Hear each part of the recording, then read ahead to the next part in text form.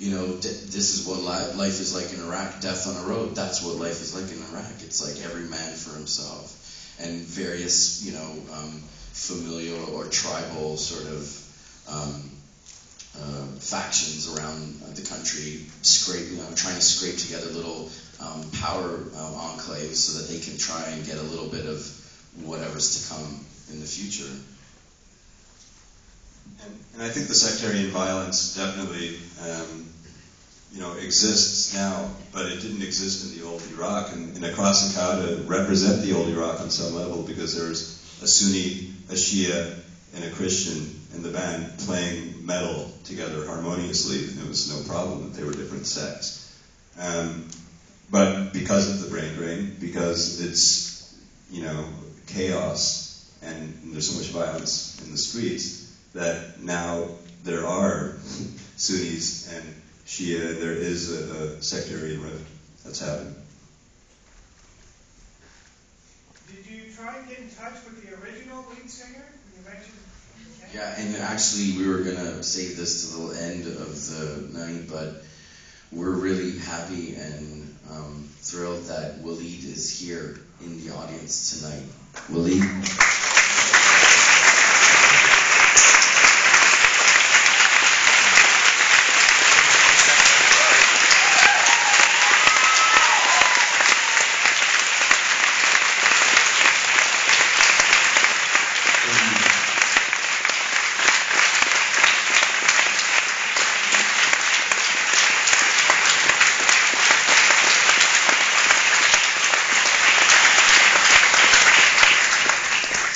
Eddy and I had the honor and privilege of meeting Waleed tonight for the first time for the film.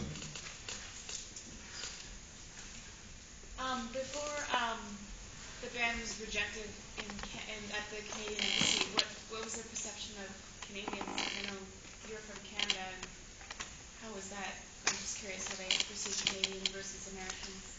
Monday's rejection was the second in 6 months or so. So they already kind of they were a little burnt on Canadians once before. But I mean, they're smart guys, and they're sensitive guys, and they're passionate and caring human beings, and they know that they're not painting the whole country with the brush of this one embassy official who gave them basically 30 seconds to explain why they wanted to come to this screening tonight and be with you guys.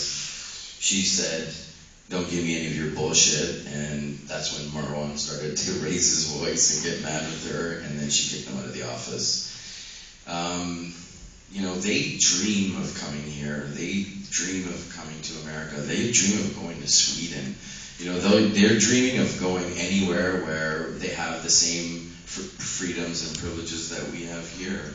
I think they would love to be Canadians and to play here and live with us, but the Canadian government isn't having it. In fact, I think Canada let in, and there's a quota that UNHCR, High Commission for Refugees, gives every country, because the UN is asking the world community to help take in a few refugees, a few thousand, and everyone has a quota. I think Canada let in about 176 last year. And if there's anywhere, if there has ever been a legitimate refugee case, it's these guys, and it's people like them that have been pushed out of their country that, like Marwan says, these are the people, the innocent Iraqis that are stuck between the American forces and the insurgents. They're right in the middle, and they're getting screwed. Can you talk about your reasons for making the film? We really, when we started putting the film together, these guys touched us as friends, and when we started putting the film together with Bernardo back in New York, we realized we had to tell this story. Spike Jones is one of the executive producers, and he and Shane, when they saw a first cut of the film, they said, "We need to tell this story. This is why we have to make this film. We need to tell this story. We need people in the world like you to know that there are good guys over there. There are good people that are suffering, that have had their lives totally destroyed. They're displaced from their families. They have nothing left. So that's really why we made the film.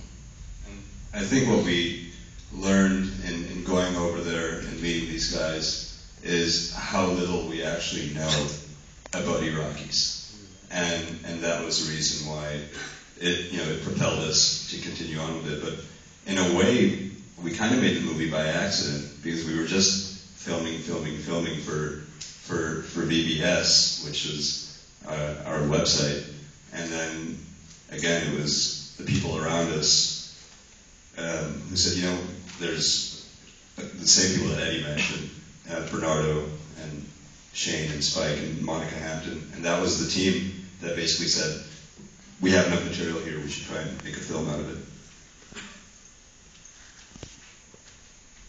Have the guys seen it? No.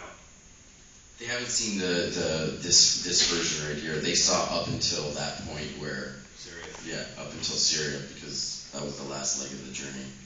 So are you going to get them a cut? Yeah, or they asked for DVDs. Yeah. We have time for one more question. I was wondering, when you were there, did you have a chance to meet any of their wives or girlfriends or families? They keep that part of their lives pretty private. That's just another layer of understanding the complexity of being a 20-something heavy metal Iraqi Muslim dude. There's like this thing where hell, the girls aren't coming here. No way. This is like horny dudes all over the place, and they just didn't feel like opening that part of their lives up to us. But we did, when we went to Syria, we did meet Faraz's wife and baby. It was a difficult situation. It wasn't happy. Did you have any time at all when you really feared for your life? Because I'm like, no way. There's just really, how close ever did you get to really? Well, you're my aunt, so I know.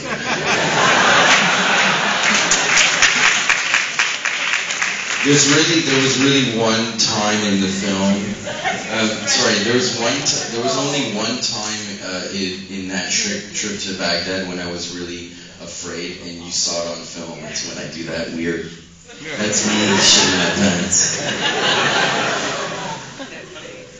Thank you for coming.